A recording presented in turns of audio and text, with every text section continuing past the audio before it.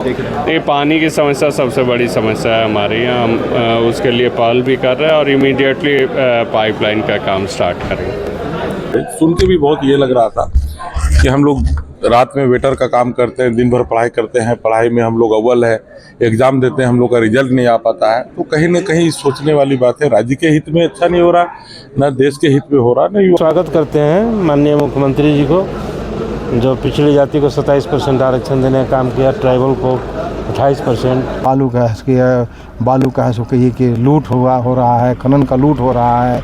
इसके अलावा कहिए कि ये PDS है सो ये डीलों के माध्यम से कहिए कि बरसों से उनका सो कि मरे हुए व्यक्ति पर लेकर के राशन लेकर के इसको खा रहे हैं। ये डुमरी से जो विधायक हुए हैं जयराम महतो, JLKM के सुप्रीमो है, और यही वह स्कॉर्पियो गाड़ी है इनकी, जो चुनाव के समय में आप देखते होंगे कि जो है किस तरीके से जो है इसकी ऊपर जो है चढ़कर भाषण देते हैं। देखिए पूरी तरीके से ये गाड़ी जो है आप देख सकते हैं कि स्कॉर्पियो पचक गया है नीचे की ओर से। देखिए नीचे की ओर जो है आप देख सकते हैं कि यह गाड़ी में जो है ऊपर टाइगर जयराम महतो चढ़ के जो भाषण, क्या इसी गाड़ी के ऊपर से जयराम भाषण देते, पूरा नीचे आ गया यही गाड़ी है वो, यही गाड़ी है। कितना विधायक तो बदल लेता है गाड़ी अपना। नहीं, हम लोग का यही पहचान है। हम अपनी विफलताओं को छिपाने के लिए तो कुछ भी बोल सकते हैं। JLKM के नेता है, ये सब काम तो नहीं होता। ये विपक्ष के लोग हमेशा बरगलाने का काम करते हैं। आज राज्यपाल जी ने उस पर विराम लगाने का काम किया। तो ये अगर शर्तें लागू वाला कॉलम आता है तो फिर ये बाकी महिलाओं और बहनों के साथ तो ये छल हुआ, ये धोखा हुआ।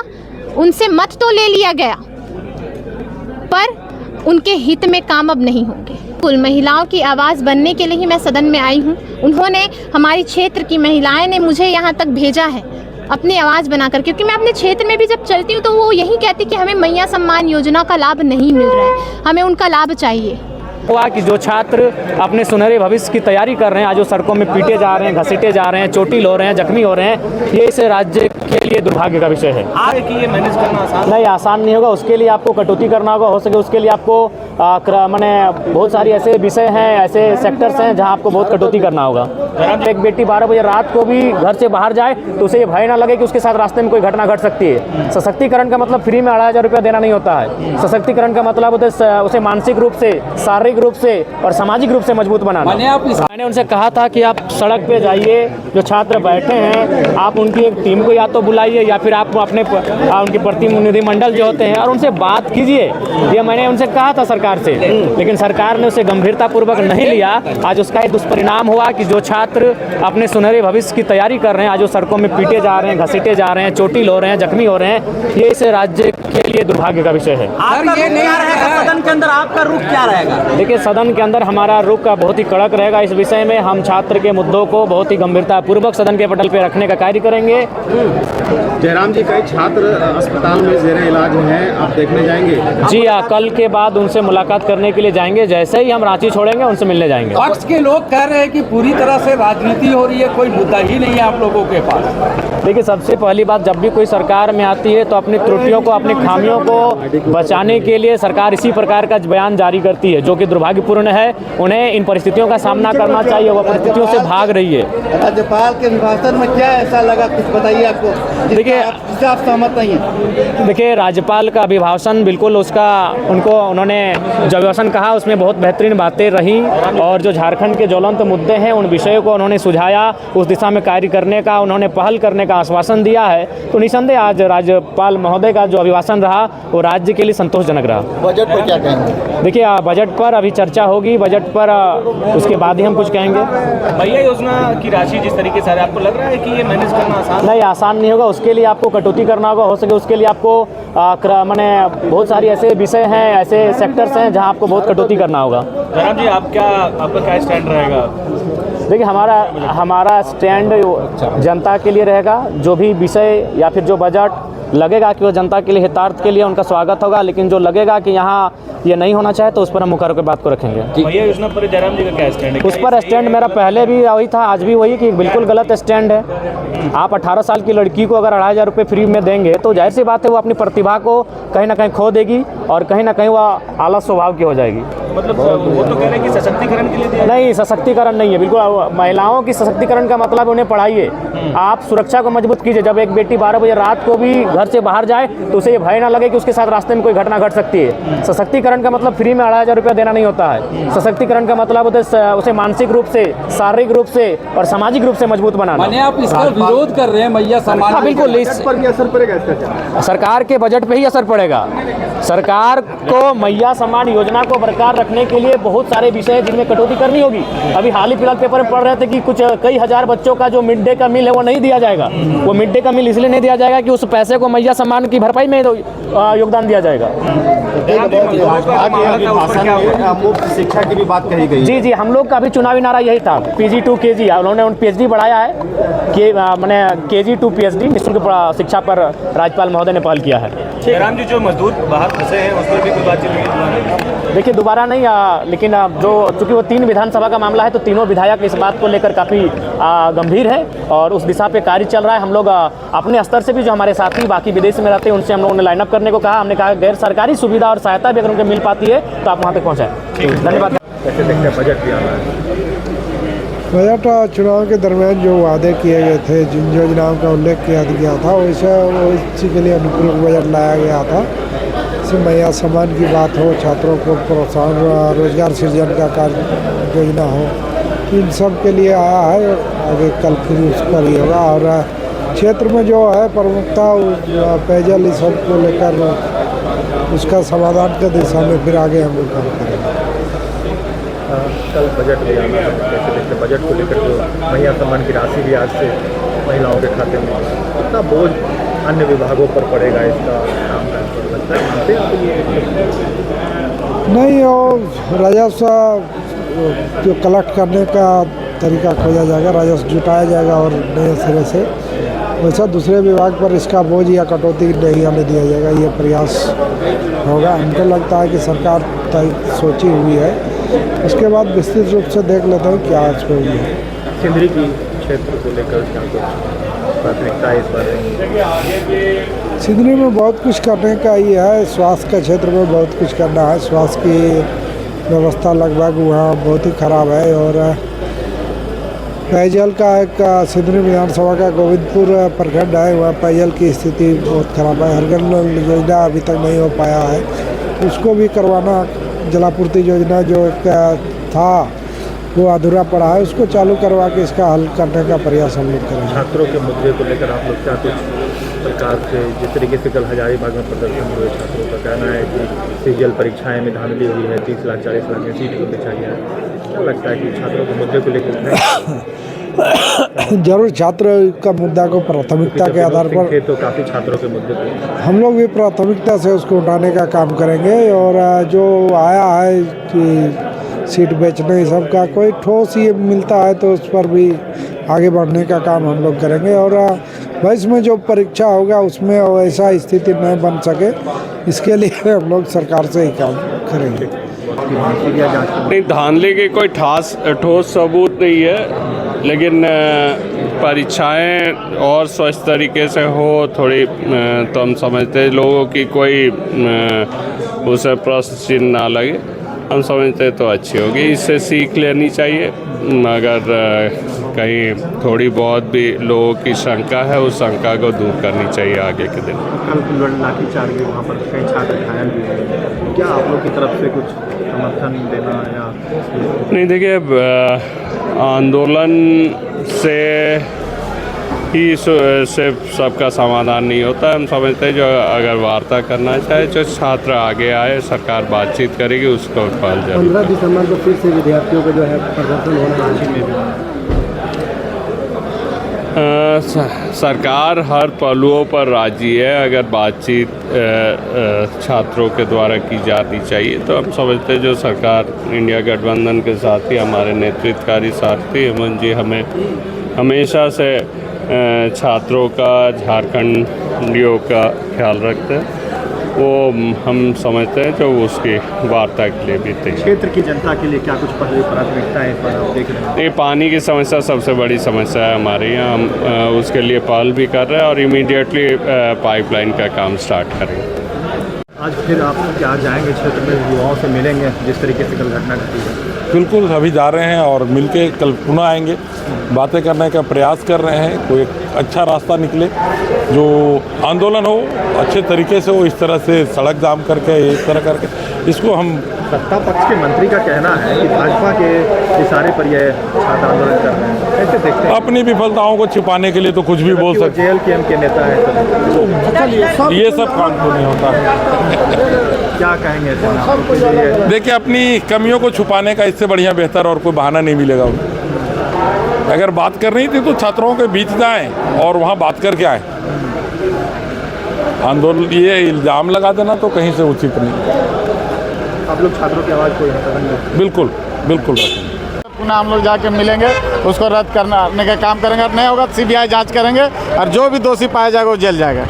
रिजल्ट जारी कर दिया गया है, CBI जांच होगा। CBI बंद करिए ना। उन लोग निश्चित तौर पर सरकार बनी है तो अनुपूरक बजट तो पेश करना बनता है, क्योंकि सरकार को अपना बजट ये स्तर देख के ही आगे काम करना होगा। जो अभिभाषण दिया राज्यपाल ने, क्या कहेंगे, केंद्र सरकार पर भी निशाना साधा, कोर्ट जाने तक की बात। देखिए, निश्चित तौर पर मैं तो बता रहा हूँ, देखिए राज्यपाल जो होते हैं वो सरकार के कस्टोडियन होते हैं, और सब सरकार जो कामकाज करती है उसका लेखा जोखा राज्यपाल को रखना होता है, और उससे मोहर भी राज्यपाल लगाते हैं। मैं सबसे पहले तो राज्यपाल जी को बधाई देना चाहूँगा कि जिस तरीके से जो सरकार ने या हमारे मुख्यमंत्री जी ने चुनाव से पहले जो वादे किए और हमारे जो घोषणा पत्र तैयार हुआ उसको अपने अभिभाषण में अंकित कराना और उसके ऊपर सदन में बोलना, मैं राज्यपाल जी को धन्यवाद दूंगा कि उन्होंने जनता को ये बताने का काम किया है कि हेमंत सोरेन की सरकार किस रूप में अपना अगला कदम उठाने जा रही है। चाहे वो पत्रकार का बीमा हो, चाहे वो 15,000 शिक्षकों की बहाली हो, चाहे 10,000 पॉलिटेक्निक शिक्षक की बहाली हो, चाहे 10,000 आपको भाषा शिक्षकों की बहाली हो, चाहे 10,000 पुलिस कर्मियों की बहाली हो, चाहे आने वाले समय में आपको 7 किलो अनाज हो और 2 किलो दाल हो, उसके बाद अबुआ आवास हो, उसके बाद जिनको अबुआ आवास नहीं मिल रहा है और प्रधानमंत्री आवास क्योंकि पिछले 2.5 साल से इस राज्य में नहीं आया है तो उनको 3 कमरे का अलग से मकान मिलना हो, तो ये सब, और मैया सम्मान योजना 2,500 रुपये मैया सम्मान योजना, तो सब बातें राज्यपाल ने रखी। तो राज्यपाल जी ने कहीं ना कहीं ये देखा होगा कि सरकार का ये प्लान है कि आगे हमें किस रूप में काम करना है। और सबसे बड़ी बात कि राज्यपाल जी ने उन लोगों को, विपक्ष के लोगों को ये बताने का काम किया है कि जो आप आरोप लगा रहे हैं कि ये 1,36,000 करोड़ हमारे कार्यकाल से पहले का है, 10 साल के पहले का है, तो उसको भी उन्होंने झूठा साबित किया है, क्योंकि GST तो लाया ही गया मोदी जी के सरकार में, और GST आया तभी तो राज्य का टैक्स का पैसा केंद्र से रूट होके अब राज्य को मिलता है। पहले तो राज्य का पैसा राज्य को डायरेक्ट मिलता था, उसकी अपनी कमर्शियल टैक्स डिपार्टमेंट थी जो टैक्स वसूली का काम करती थी। अब GST आने के बाद वो पहले दिल्ली जाता है, दिल्ली से फिर हमारे पास रूट होता है। तो ये विपक्ष के लोग हमेशा बरगलाने का काम करते हैं। आज राज्यपाल जी ने उस पर विराम लगाने का काम किया। कहना है कि मैया सम्मान के चक्कर में बहुत सारी योजनाओं को बंद किया जा रहा है, उसमें पैसा नहीं है। एक ही दिन में उन्हें पता चल गया कि बंद किया जा रहा है। कैसे काम करना है वो हेमंत सोरेन जी अच्छे से जानते हैं, हेमंत सोरेन की सरकार अच्छे से जानती है। आने वाले समय में आप देखिएगा कि जिस तरीके से हेमंत सोरेन जी ने वादा किया है और महागठबंधन की तमाम पार्टियों ने वादा किया है, तमाम सीनियर नेता, राहुल गांधी जी यहाँ पे दर्जनों सभा किए, मल्लिकार्जुन खड़गे जी ने दर्जनों सभा किया, जिस तरीके से हमने जनता के बीच में जाकर अपने घोषणा पत्र के आधार पर हम लोग ने चुनाव जीतने का काम किया है, और जो विश्वास जनता के ऊपर था कि वो हमारे काम के आधार पर हमें वापस चुनेंगे, वो विश्वास को हम कायम रख पाएंगे, और आने वाले समय में निश्चित तौर पर हेमंत सोरेन 3 रिपीट होगी। कल युवाओं पर लाठीचार्ज हुआ है हजारीबाग में, जयराम महतो मुखर्जी बोल रहे हैं कि ये सरकार अभी बनी भी नहीं सही से, लाठियां बरसानी शुरू कर दी युवाओं। देखिए, क्या कौन बोलता है वो मुझे नहीं मालूम है, लेकिन इतना ज़रूर है कि हिंदुस्तान है, हिंदुस्तान में आंदोलन करना सभी का राइट्स है, सभी का अधिकार है, लेकिन वो आंदोलन को अपने राजनीतिक फ़ायदे के रूप में कोई इस्तेमाल ना करे, क्योंकि जो अधिकारी हैं वो भी इस राज्य के हैं, जो कर्मचारी हैं वो भी इस राज्य के हैं, और एक तरफा फैसला किसी पे नहीं लेना चाहिए। हमें जांच करना चाहिए, जांच पर अगर कोई दोषी हो तो उस पर कार्रवाई होना चाहिए। पिछले सरकार में भी हम लोग ने देखा है कि जिस तरीके से जेपीएससी का आरोप लगाया गया और उसमें कुछ हम लोग नहीं ठोस सबूत निकाल पाए और आनन फानन में स्वतः जेपीएससी के चेयरमैन ने रिज़ाइन दिया बिना किसी के दबाव में, और उसके बाद उन्हें गिल्टी भी प्रूव नहीं हुआ।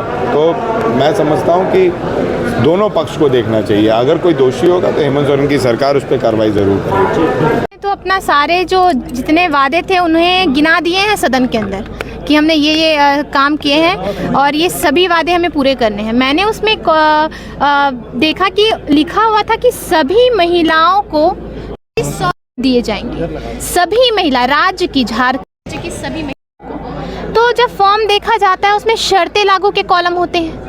आपने चुनावी समय में सभी माताओं बहनों से कहा था कि 2500 रुपए आप उन्हें जो है देंगे मैया सम्मान योजना के तहत। तो ये अगर शर्तें लागू वाला कॉलम आता है तो फिर ये बाकी महिलाओं और बहनों के साथ तो ये छल हुआ, ये धोखा हुआ। उनसे मत तो ले लिया गया पर उनके हित में काम अब नहीं होंगे।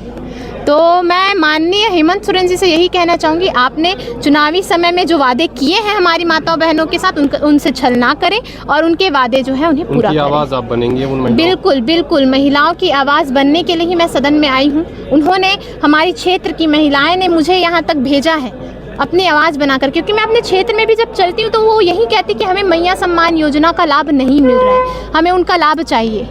अब मैं उन्हें कैसे बताऊँ कि वो शर्तें लागू का कॉलम माननीय मुख्यमंत्री जी ने जो लागू कर दिया है, तो अब इस पर जो है मैं उन्हें यही कहना चाहूँगी कि इस पर सोचें, क्योंकि हमारी माताओं बहनों ने आपको अपना मत दिया है बड़े विश्वास से। तो उनके जो है सोच के साथ, उनके भावनाओं के साथ छल ना करें। क्या कहेंगे, कैसा अनुभव रहा है? कैसा अनुभव आज का? नहीं, अनुभव ठीक था। आज राज्यपाल जी का अभिभाषण था। अभिभाषण में जो सरकार की जो योजनाएं हैं उनके बारे में बेहतर तरीक़ा से राज्यपाल के अभिभाषण के माध्यम से अवगत कराया गया है। महामहिम का अभिभाषण था। महामहिम ने इस राज्य की जनता को विकास के लिए संदेश दिए हैं। सरकार उस पर कार्रवाई करेगी। पिछड़ों के आरक्षण को लेकर भी उन्होंने सवाल उठाया और कहा है कि दृढ़ संकल्पित है जो आरक्षण का कोटा है। हम लोगों ने स्वागत करते हैं माननीय मुख्यमंत्री जी को, जो पिछड़ी जाति को 27% आरक्षण देने का काम किया, ट्राइबल को 28%, एससी को 12%। ये स्वागत जो कदम है सरकार का। कल अंतिम दिन है सदन का, क्या कुछ मुद्दे आप लोग रखेंगे इस पर? राज्यपाल जी का, महामहिम जी का अभिभाषण हुआ है और इसको हम लोग अध्ययन कर रहे हैं और बहुत सारी सरकार के ये जो प्राथमिकता है उसको गिनाने का महोदय ने काम किया है। हम लोग जो मुद्दे हैं सो कहिए कि छूट गए हैं, राज्य के सो जन मुद्दे हैं, उसमें छात्रों का, बेरोजगारों का, एक ये सो सीजीएल परीक्षा का जो कहिए कि सो बेचे जाने का, हाँ ये निर्माण कार्य से भी बंद है, बालू का है सो कहिए कि लूट हो रहा है, खनन का लूट हो रहा है। इसके अलावा कहिए कि ये पीडीएस है सो ये डीलों के माध्यम से कहिए कि बरसों से उनका सो कि मरे हुए व्यक्ति पर लेकर के राशन लेकर के उसको खा रहे हैं। और कई गंभीर मुद्दे हैं, राज्य के मुद्दे हैं, बेरोजगारों का मुद्दा है, नौजवानों का मुद्दा है, छात्रों का मुद्दा है। उस सबों का उन पर सरकार ने ध्यान नहीं दिया है।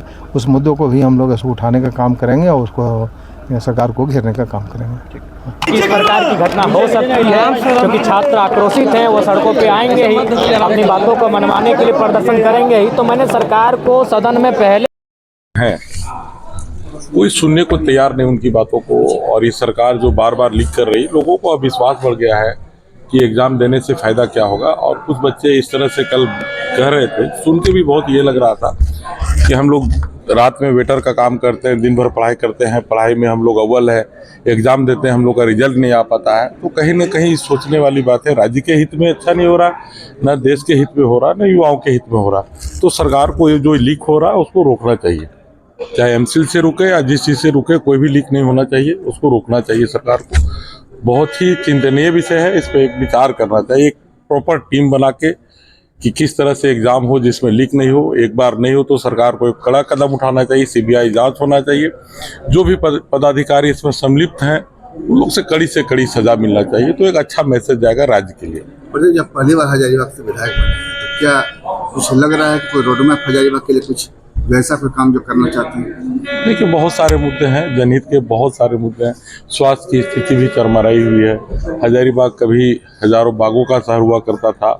हमने पिछले साल 1 लाख पौधे का वहाँ रोपण किया है और आगे भी करने का विचार है। कमिश्नरी टाउन हजारीबाग का झारखंड का सबसे बढ़िया टाउन हुआ करता था, पुनः उसी वापस लाने का प्रयास किया जा रहा है। स्वास्थ्य के क्षेत्र में बहुत बुरी स्थिति है हजारीबाग की, उसको दूर करने का भी प्रयास किया। क्या स्टैंड रहेगा सीजीएल पर? आप लोग कैसे आंदोलन क्या करेंगे?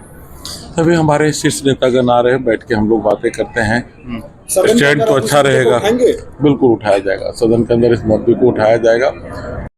डुमरी से जो विधायक हुए हैं जयराम महतो, जेल के के सुप्रीमो है और यही वह स्कॉर्पियो गाड़ी है इनकी, जो चुनाव के समय में आप देखते होंगे कि जो है किस तरीके से जो है इसकी ऊपर जो है चढ़कर भाषण देते हैं। देखिए पूरी तरीके से ये गाड़ी जो है आप देख सकते हैं कि स्कॉर्पियो पचक गया है नीचे की ओर से। देखिए नीचे की ओर जो है आपके देख सकते हैं कि यह गाड़ी में जो है ऊपर टाइगर जयराम महतो चढ़ के जो भाषण, क्या इसी गाड़ी के ऊपर से जयराम भाषण देते हैं? पूरा नीचे आ गया है। यही गाड़ी है वो, यही गाड़ी है। कितना विधायक तो बदल लेता है गाड़ी अपना? नहीं, हम लोग का यही पहचान है, हम लोग का यही पहचान है। इसी गाड़ी पर भाषण देते हैं। पूरा नीचे आ गया एकदम। हाँ, आप ही गाड़ी चलाते हैं साथ में? क्या गाड़ी हम लोग, मेरा वो भोला महतो। हाँ, काफ़ी अभी जयराम महतो का इंटरव्यू सब लोग प्रसिद्ध हो गए हैं। वैसे बात टाइगर जयराम महतो का गाड़ी आप ही चलाती है। किस तरीके से जो है जयराम महतो का जो है स्कॉर्पियो है पूरी तरीके से नीचे देखिए जो है पचक चुका है और विधायक डुमरी का जयराम महतो का गाड़ी है। देखिए